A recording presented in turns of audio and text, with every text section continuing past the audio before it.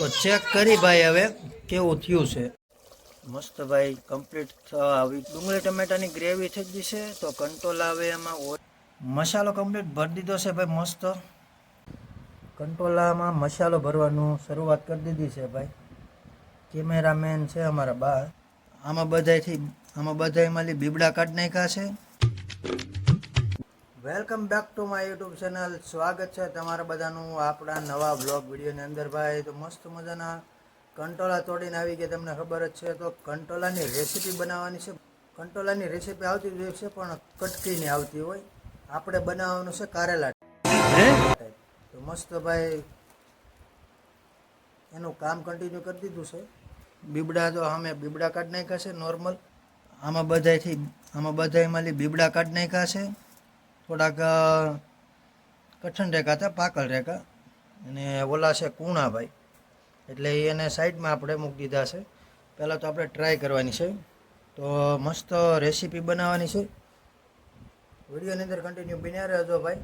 તો સવાણું અને ખારસિંગને ભાઈ મસ્ત ખાંડી નાખી. સવાણું મસ્ત ભાઈ ભૂકો કરવાનું છે. ભૂકો 50% થઈ ગયો છે એવું છે.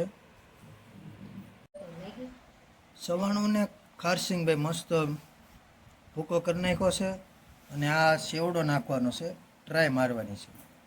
તો હવે સૌથી પહેલાં કંટોલાને ધોઈને પછી મસાલો ભરી દઈ અને પછી આગળની કાર્યવાહી ચાલુ કરી.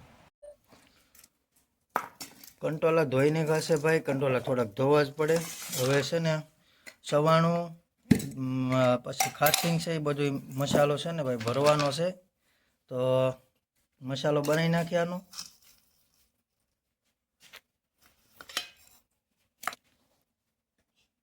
થોડુંક મરચું નાખવાનું છે એમાં. સ્વાદ પ્રમાણે હળદર, બઘાણી, થોડુંક મીઠું નાખી દીધું. બધી વસ્તુ નાખી દીધી. તેલ નાખી દઈએ ને એટલે ભાઈ મસાલો તૈયાર થઈ જાય ને એટલે ભરી દઈ કંટોલામાં. બસ ના મધ્ય રાખો થોડું. બસ કંટોલામાં મસાલો ભરવાનું શરૂઆત કરી દીધી છે ભાઈ. કેમેરામેન છે અમારા બા.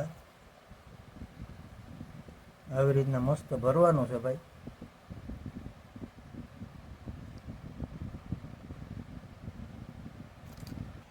મસાલો કમ્પ્લીટ ભરી દીધો છે ભાઈ મસ્ત.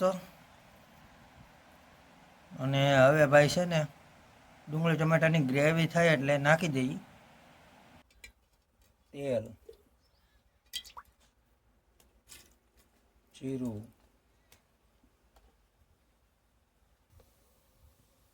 ડુંગળી,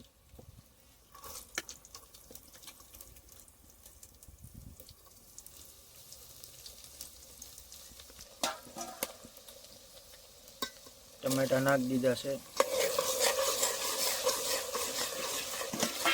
ડુંગળી ટમેટાની ગ્રેવી થઈ ગઈ છે. તો કંટોલા હવે એમાં ઓરી દઈએ ભાઈ, મસ્ત નાખી દઈએ.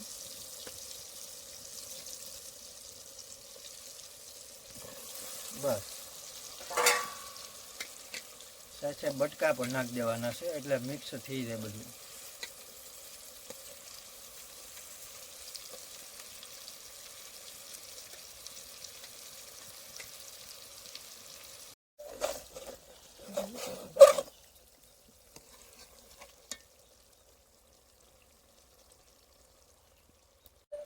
તો તેલમાં મિત્રો મસ્ત કંટોલા પાકી ગયા છે. હવે મરચું નાખી દઈ. મરચું નાખીને થોડુંક પાણી નાખી દેવું એટલે મસ્ત પાકી જાય. થોડા ઘણા કસા હોય ને તો મરચું નાખી દીધું. હવે થોડુંક પાણી નાખી દઈએ એટલે આપણું આખા કંટોલાનું શાક તૈયાર થઈ ગયું છે.